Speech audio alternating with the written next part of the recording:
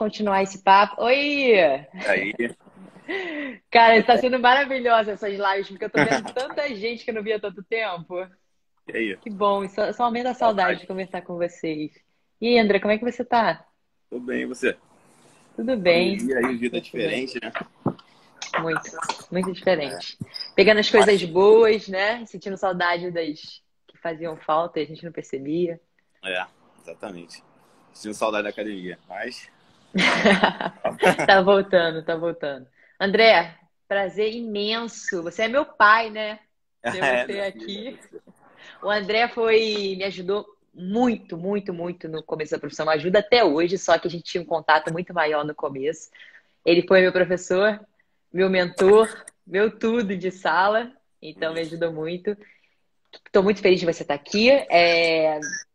Qualquer assunto que a gente falasse, eu tenho certeza que você seria capaz, mas é importante a gente focar nesse assunto, né, André, que está sendo tão comum. Já era comum no dia a dia, mas agora com a pandemia parece que explodiu isso de uma vez. Então, antes da gente começar a falar sobre lombalgia, queria muito que você se apresentasse e o que levou o André a estudar esse assunto. Bom, eu, como você sabe, né? Mas não é todo mundo aí que deve saber. Eu fui professor da Bodytech, né? De musculação, instrutor. Fiquei 10 anos, fiquei mais de 10 anos em sala, como professor fiquei 10. Então eu atendia muita gente, era uma unidade enorme lá do Cita América, na Barra. Eu Aham. atendi muita gente e atendia muita gente com lesões, dores, e eu percebi que a minha experiência, a minha visão era o seguinte, que a maioria dos casos de disfunções, entre aspas, que eu recebia eram dores lombares, hérnia de disco, etc. Alguma coisa Aham. relacionada à lombalgia. E, e aí, assim, como eu já vinha ministrando cursos e tal, eu falei, cara, acho que vou ver se eu consigo montar um curso sobre isso. Aí Uhum. comecei a estudar mais profundamente ainda o assunto, né? E aí que o bicho começou a pegar, né? Que aí você começa a ver o volume de publicação do assunto é absurdo. Aham. E aí que fez me interessar mais ainda, né? Porque você vê cursos, livros, artigos, posicionamentos, cada um com um viés um pouquinho diferente, né? É tudo muito divergente. E não é Aham. à toa, porque o volume de publicação é absurdo. A última média que eu tinha feito é de que vinham saindo aproximadamente 8 artigos por dia do assunto. Caramba. Todo dia, 8 publicações científicas. Então, assim, é humanamente impossível acompanhar o assunto completamente, por isso que você vê tantos posicionamentos oficiais que não encontram todos os pontos em comum, Uhum. né? Então, é uma coisa que deixa você sempre interessado, porque sempre tem novidade. E é muito grande, né, André? Porque você vai estudar sobre lombalgia, que teoricamente é uma questão local, né? Isso é. E Só você que vê não. que não é isso, porque você tem que dar um pulinho ali na psicologia, você tem que dar um pulinho em diversas outras áreas. Então, nunca Perfeito. acaba, né? Nunca acaba, nunca acaba. Se você fosse focar em um só desses, já não acabaria. É, Mas aí verdade. você tem que. Aí você tem o aspecto central, social, tem o psicológico, tem a lesão, tem os danos teciduais, tem os danos periféricos, Aham. neuropáticos, etc. Pesado. Então é Mas cita muita aí coisa. pra gente, ajuda então a gente a entender quem tá aqui, o que que você pode dizer de aspectos assim fundamentais que a gente precisa entender a lombalgia, até para entender o conceito mesmo, saber o que fazer. Eu acho que a primeira coisa de qualquer assunto que é interessante é você conceituar, né? Saber o que é. Uhum. E por mais que eu gosto de sempre começar pelo simples, que às vezes a gente chega à conclusão de que o simples todo mundo entende, né? E quando você vai perguntar para as pessoas, você vê que não é assim. Eu tive uma pergunta que eu recebi uma vez, uma professora, uma estagiária minha, Aham. né, que ela perguntou para mim, André, lombalgia e hernia de disco é a mesma coisa, né? E não são a mesma coisa. Aham. Hérnia, se você for pensar no conceito geral médico, é quando algum corpo, parte do organismo está fora do local de origem dele. Então, Uhum. a hernia de disco é alguma alteração degenerativa do disco intervertebral. Lombalgia é outra coisa. Lombalgia é um sintoma só, né? Se você for separar a palavra, lombalgia, dor na região lombar só. Uhum. Então, primeira coisa que você tem que pensar é que lombalgia é só um sintoma, é só sentir dor naquela região e mais nada. Aí, se você for perguntar qual é a relação entre uma coisa e outra, aí é outro mundo, totalmente diferente. Uhum. É possível ter relação de uma coisa com a outra, é possível não ter relação nenhuma de uma coisa com a outra. No caso que você diz é eu ter hérnia e ter lombalgia e ter hérnia, Exatamente, isso. Aham. exatamente. Ou qualquer outra lesão próxima àquela região, Sim, né? entendi. Qual seria a segunda? Segundo, que eu acho que tem ligação com isso, com o que a gente estava acabando de falar, os mecanismos que geram a lombalgia, né? Os mecanismos são bem complexos, ainda estão sendo elucidados, mas eu, tentando simplificar, eu gosto de dividir em dois tipos de mecanismos, mais central e mais periférico. Né? Mais central teria mais a ver com a ação do sistema nervoso central, por exemplo, hipersensibilização, muita sensibilidade, muita atividade em algumas áreas do cérebro, por exemplo. Tá? Isso aí é o suficiente para causar lombalgia, dor na Uhum. região lombar. Ou a porção periférica, né? Seria algum dano em alguma região, por exemplo, na região lombar mesmo, Uhum. alguma lesão que afetasse alguma estrutura que subisse o sinal e gerasse dor. Aham. Tá? E Só como é que a que gente. a dor você tem a ação dos dois mecanismos em percentuais, geralmente. Sim. Mas eu acho interessante a pessoa saber que tem os dois, por quê? Porque eu acho que a prática mais comum que a gente vê é a gente focar no que acontece perifericamente. Uhum. Né? O cara tem alguma disfunção no quadril, tem alguma disfunção na região lombar, ele tem alguma lesão na região lombar. E a gente vê que, na verdade, na maioria dos casos, não tem tanta relação assim com algum dano periférico, né? Uhum. Ô, Zé, e tem como uma pessoa, por exemplo, a quem está aí assistindo, que tem uma lombalgia, ela consegue identificar se esse dano é central ou periférico? Existe algum teste, alguma coisa assim? Existem alguns testes. Existem alguns testes. O Startback e tal. Eu prefiro não usar testes, porque os testes que eu fui ver, assim, a relação, a validação, não tinha uma correlação tão boa assim com o teste com o que realmente era medido. E assim, eu acho que é bom que você sempre olhe para os dois lados. Por mais que você tenha, por exemplo, o cara teve uma lesão, uma lesão grave na coluna, teve uma compressão neural grave. Aham. O grau de dor dele vai ser modulado pela quantidade de atenção que ele dá, pelo estado emocional. Então, de qualquer forma, você tem ação central e ação periférica. Aham. Então, eu acho interessante você trabalhar das duas formas, sempre. Por isso que Uhum. eu não gosto muito da questão dos testes. Esse é o motivo Entendi. pelo qual eu E, prefiro não. fala, e falando, você vai falar um pouco da gente das estratégias práticas, né, para redução. Mas antes de você entrar nesse assunto, uma pessoa sozinha, sem um acompanhamento profissional, ela é capaz de ter esse entendimento de fazer algo para poder melhorar isso? Algum tipo de exercício, por exemplo, tá? Meditação ou Perfeito, exercício de respiração. Ela perfeito, consegue isso? perfeito, perfeito. O que eu acho que é interessante? O que você perguntou do teste, eu falei que o teste não é tão válido, mas existem características que você consegue identificar, que a gente pode falar, que acho que você ajuda a identificar se existe uma participação central um pouco maior, né? Aham. Então, por exemplo, a amígdala, que é uma área do cérebro, se ela tiver com uma atividade muito alta, você consegue ver algumas características na pessoa com uma atividade acentuada da amígdala. Por exemplo, ansiedade, Aham. tá sempre pensando lá na frente, pessoa muito agitada, medo, pessoa que tem muito medo de se machucar, entendeu? Tem muito medo de sentir muita dor e fica desesperada, entendeu? Pô, a gente usa muito o termo catastrofização da dor, né? A pessoa que acha que a lesão é uma coisa terrível. Aham. Então, a pessoa que tem muita ansiedade e muito medo, ela tem aquela atividade da amígdala acentuada. Então, você consegue perceber que aquela pessoa dali tem uma propensão maior a ser afetada pelos mecanismos centrais. Então, é interessante Sim. você tentar trabalhar nisso daí. Uhum. Perfeito. E aí entra naquilo que... Aí entra em diversas técnicas, né? Que existem para esse controle de ansiedade. E aí por isso que você falou da meditação, eu fico muito feliz. O que a meditação faz? A meditação é uma das práticas principais para reduzir a atividade da amígdala, essa região Uhum. central.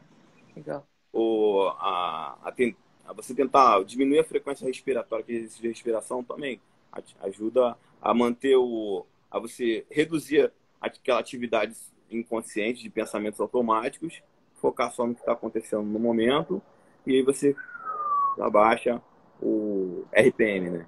Uhum. Eu reduzo a marcha. Entendi. E isso é importante para a redução da dor se ela tenha muita relação com a ação central. E, inclusive, assim, já que a gente está falando de prática, eu já fiz isso algumas vezes. Eu já fiz algumas vezes meditação disfarçada de exercício Como assim? com meus clientes. Por exemplo, vamos fazer uma ponte, né? Aquele bumbum para cima, levanta o quadril, tá? Agora eu quero que você inspire em 4 segundos, expire em 4 segundos. Uma posição que tenha um desafio mínimo, tá? Só para não Aham. dizer que o cara tá parado de barriga para cima. Por que Aham. que eu fiz isso algumas vezes? Porque eu percebi que alguns alunos meus têm um grau de ansiedade tão alto que ele já tentou alguma vez uma meditação de uma estratégia que eu acho mais complexa. Por exemplo, o cara tentou não pensar em nada. Como é que você fala para um cara extremamente ansioso ele não pensar em nada? Que tá uma frequência de pensamentos absurda. É muito difícil, entendeu? Aí ele tenta algumas vezes, fica frustrado. Se você falar desse termo de novo para ele não vai nem querer mais falar com você, entendeu? Uhum. Essa é a minha experiência pessoal. Agora Sim. estou mostrando como é que eu aplico esses conceitos, né? Aí ele fala, não, vamos fazer um exercício aqui no início. Então, uma ponte, aquele exercício que bota o bumbum para cima, só, o quadril para cima. Aí pode ser um desafio quase zero para ele. Mas é Uhum. diferente de estar deitado no chão, só focando em Aham. respiração. Fala, agora eu quero que você inspire em 4 segundos, expire em 4 segundos. Aí faço algumas vezes. E eu já tive muito resultado positivo com isso. Entendeu? Eu só consegui... às vezes eu tentava iniciar um programa de treinamento, o aluno estava com dor e eu percebi a pessoa muito agitada, eu fazia uma relação de uma coisa com a outra. Nesse caso específico, assim, agora vamos fazer esse exercício aqui, vem cá, deita lá, barriga para cima, inspira em 4, expira em 4. Estufa o abdômen, encolhe o abdômen. Aí você percebe a pessoa ficando mais calma, aí passa por outro exercício, não pergunta se doeu, né? Porque esse é um ponto importante também. A gente vai Aham. começar, e ela passa a fazer, a gente começa a conversar e quando vê ela tá treinando, sem sentir Perfeito. dor. Perfeito. Então, você falou, a meditação eu uso, aí, muitas vezes travestida de outro nome, entendeu? Uhum. Disfarçada de outra coisa. É, tem como a gente saber, né? Eu geralmente eu pergunto, tá? Quando eu conheço o aluno, você falou isso, que é muito louco, porque tem uns que amam, tem outros que gostam de ouvir um nome que já associa a várias coisas, várias crenças enraizadas. Sim. Geralmente eu pergunto, né? Você faz alguma prática de cuidado, meditação? Aí tu vê na resposta da pessoa, né? Não, não consigo. E aí você já Não, tá sabe que esse é maluco, aquela é. pessoa. Isso, né? Tem É um porque aluno meu que fala assim, vamos fazer exercício de respiração? Ai, vamos, melhor parte. Muito louco isso, né? mas é a pessoa que tem uma experiência negativa com aquilo, né? Ela tentou e se frustrou. Essa é a minha Também. impressão. Também, Entendeu? também tem isso. Ou às vezes é um preconceito que, que a gente não precisa entrar aqui, né? De que É, alguém que faz e isso é ela o não de gosta. menos. Nossa, Agora, o que eu faço para resolver? Eu faço, só que a outra fingindo que não é aquilo, não falo o nome. Assim como a perfeito. gente faz a exposição gradual, graduada com Aham. exercício, eu faço a meditação também, sem ela saber que é a meditação, às vezes. E às vezes é o Ótimo, suficiente para reduzir a dor. ótimo, ótimo, Zé. Você já Entendeu? disse pra gente aí o que, já explicou a gente o que é lombalgia, já falou que tem aspectos centrais e periféricos, né? Que um influencia no outro e que talvez não seja o que você acha que é. E como é que a Uhum. gente faz? Qual é o terceiro aspecto que você vai citar pra gente? Que Eu é gostaria de importante. falar de algumas estratégias, né? Alguns exemplos, Ótimo, ótimo. para reduzir a sensibilização central. Aham, Entendeu? Então, primeiro aspecto que eu gosto de prestar atenção durante a prática de exercício é a questão da atenção. A atenção é o que é muito estudado nessa área da dor. O simples fato da pessoa prestar atenção àquele local, você modula a intensidade da dor. já Aham. modula a atividade de algumas áreas do cérebro, entendeu? Do córtex Perfeito. insular, por exemplo. Uhum. Então, se a pessoa, se você faz uma prescrição, se você acompanha o cara e você fala assim, presta muita atenção ao seu abdômen, à sua coluna, a posição da sua coluna. Aham. O fato dela focar a atenção naquela região dali já é o suficiente para deixar a dor mais intensa do que seria. Legal. Entendeu? Já existe experimento mostrando aumento de liberação de neurotransmissor que aumenta a sensibilidade para aquela região. Interessante. Então, você não prestar atenção à dor, isso é uma prática antiga. Mas antigamente achava-se o seguinte: ah, não, você está se enganando, porque o problema está ali e você está deixando de prestar atenção ao problema. Só que Uhum. não, o fato de não dar atenção, não focar atenção naquele membro, naquela região do corpo, trabalha a raiz do problema, na verdade. Você Aham. consegue modular e diminuir a intensidade do problema, da Pois dor, é. da onde ela surge. Deixa eu fazer uma pergunta. Tem alterações no homúnculo dessas pessoas que têm dores, ah, provavelmente dor crônica? Você já viu algum estudo falando nisso? Eu vi estudo com alteração da massa cinzenta em algumas regiões do cérebro. Tálamo, é, córtex frontal, tá? Agora do homúnculo Mas no... na representação não muda Ah, nada. não, assim, na parte sensório-motora, sim. Então, se Aham. você tem hipersensibilidade naquela região ali, é possível que a dor crônica se instale mais. Na verdade, existe relação, né? Tanto que é comum você ver pessoa com dor crônica, ela sentir dor, por exemplo, um dia ela acorda com muita dor na região do trapézio superior. Aham. Aí, aí ela fala assim, mas a dor moveu. Dá uns 2, 3 dias a dor daquela região passa, ela começa a sentir uma dor muito forte na região posterior da coxa, no glúteo, na região lombar. Uhum. Porque aquela área ali de percepção dos locais do corpo está sensibilizada como um todo. Então a dor fica Uhum. difusa, né? Isso seria uma forma de diferenciação, que é até uma pergunta que a Dani fez aqui, como diferenciar a dor central da dor estrutural? Isso pode servir Isso como aí crivo? pode servir como. Eu diria o seguinte: a dor crônica, na verdade, quando você vê os estudos, a maioria da dor lombar crônica, quase a totalidade dos casos, é inespecífica. Ou seja, você não consegue relacionar com alguma alteração anatômica. Então, Aham. existem dados diversos, mas geralmente fica na casa dos 90%. Então, a maioria, Nossa, a bastante. maioria não tem relação nenhuma com lesão anatômica, com nenhum dano anatômico, Uhum. entendeu?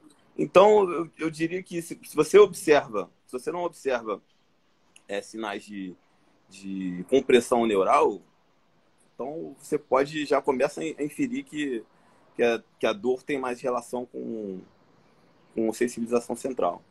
Entendi. Por isso que você disse também a questão do teste e de que você geralmente vai na central primeiro, né? Porque a maioria é central. A maioria, a participação maior é central. E se for Entendi. crônico, se tiver mais de 3 meses de duração, você já começa a ter sensibilização de Uhum. algumas áreas. Então, a tendência é a participação central ficar cada vez maior, né? Uhum. Nesse caso. Então, tem que trabalhar essas questões.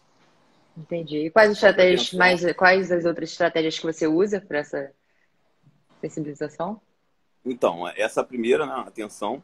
Então, aí a gente entra naquela questão de trabalho mais foco interno ou foco externo, entendeu? O foco externo, ele é interessante nessa questão da dor crônica, porque um dos fatores, o principal fator, acredito eu, em relação à dor, é de não de focar em algo que esteja longe daquela região do corpo.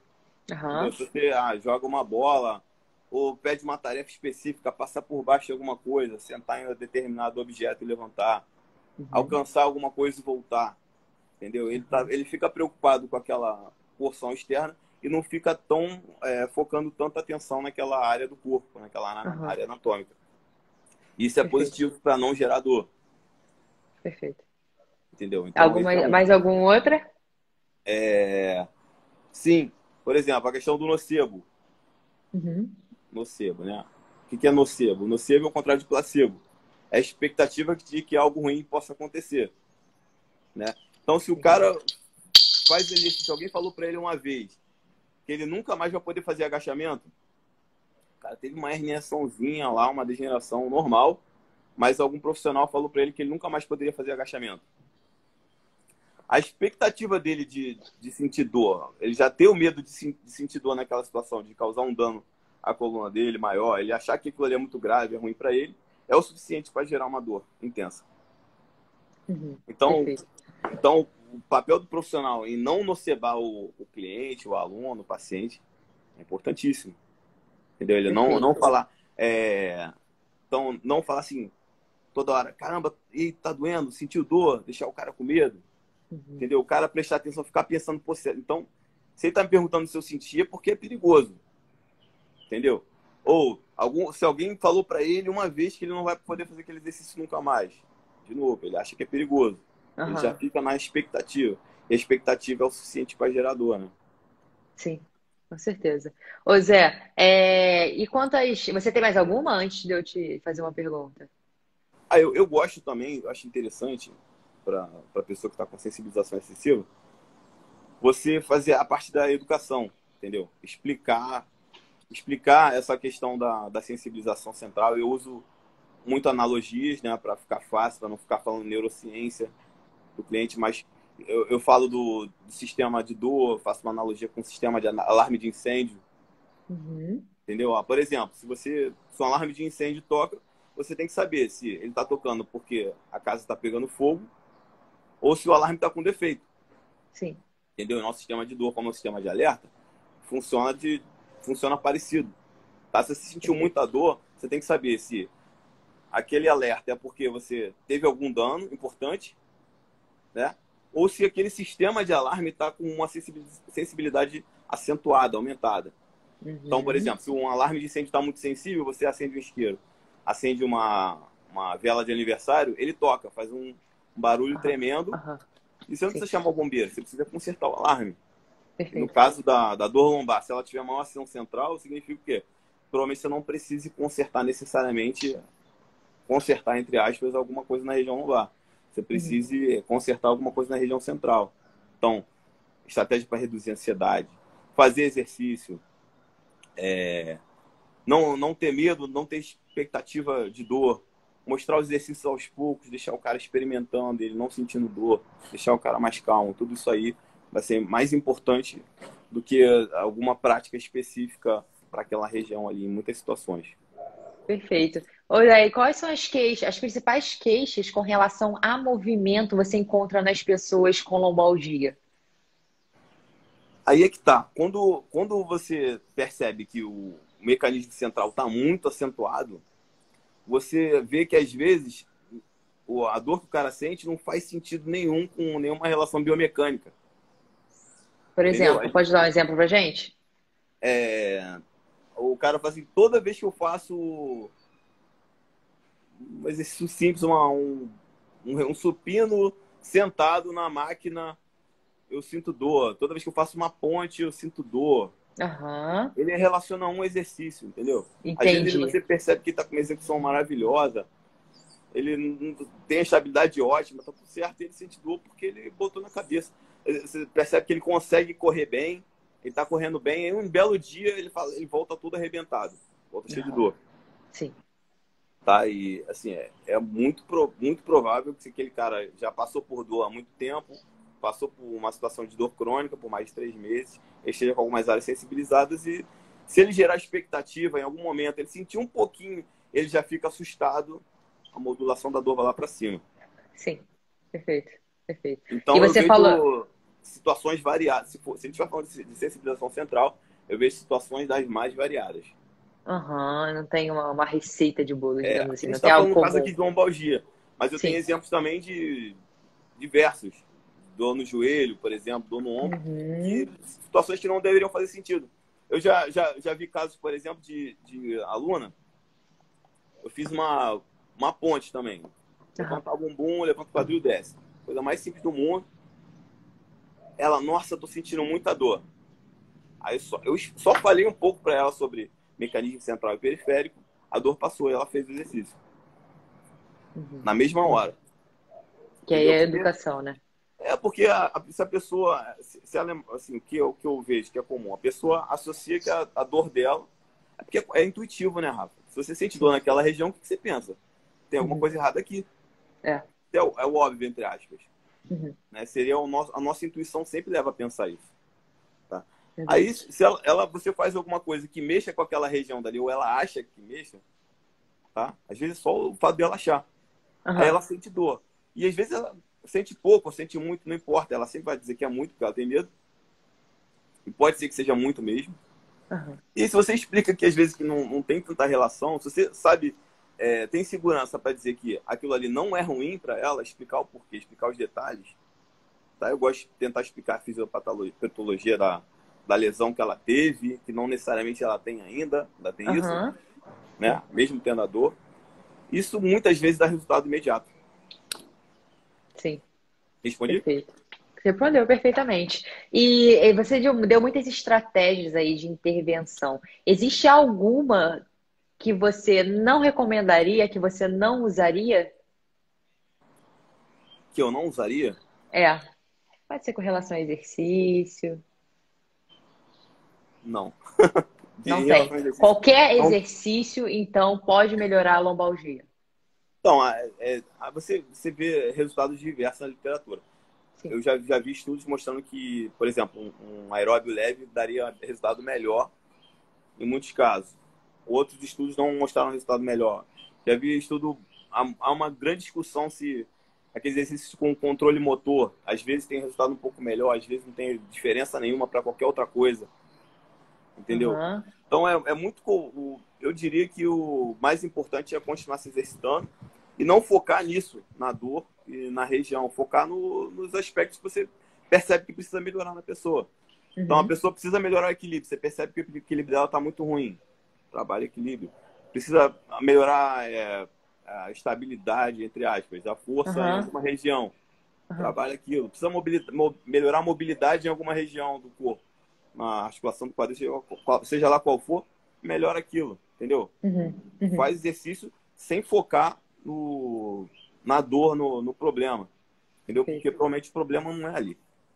Então, resumindo, se for profissional de educação física que está assistindo aqui, educação é fundamental. Se for a pessoa que não é profissional, se movimenta. Seria isso? A junção dos Perfeito, dois pode perfeito, ser que ajude muito. Pode ser não, é o perfeito, que você está perfeito. falando, né? É isso, é isso. Perfeito. Zé, e quem quiser saber mais sobre isso, sobre lombalgia, você está com curso, Zé? Eu estou com curso presencial, não abri vaga ainda para o próximo, Uhum. está vendo? Mas eu boto informação no meu Instagram, né? Que é isso daí, Aham. @prof. André Mendes, quando surgir. O curso online ainda não tenho, eu vou postergar esse projeto aí, vou fazer só o presencial mesmo. Uhum. E curso é relação, é isso. E Livro, eu gostaria literatura? de indicar um, que na Qual? verdade ele não fala só de lombalgia, ele fala de dor em geral, que é Aham. daquele Melsax and Walls, é o do McMahon. É um livro de dor Aham. em inglês, é Textbook of Pain. Uhum. Tá? É um livro que eu acho bem interessante, ele detalha bem os mecanismos de dor, os periféricos, os centrais, eu acho bem interessante. Ótimo. Eu vou colocar nos stories, assim, essa indicação aí. E Show. quem quiser saber mais, vai lá no Instagram do Zé. Do Zé, André. Zé é o André, gente, é Zé. Até pro mais. Obrigada, viu? Obrigada por você estar aqui, explicar pra gente o que fazer, o que que é. Agradeço muito essa sua disponibilidade. E vou deixar a live gravada, se você deixar, lá no Instagram, Claro. lá no YouTube e no Spotify. E quem quiser Bom, saber mais, é só entrar em contato. O curso dele é maravilhoso, gente. Eu já fiz, então eu super indico. Obrigada, show. Zé. Um beijo. Eu que agradeço. Tchau, tchau, Rafa. Beijão. Um beijo. Tchau, tchau, gente. Obrigada.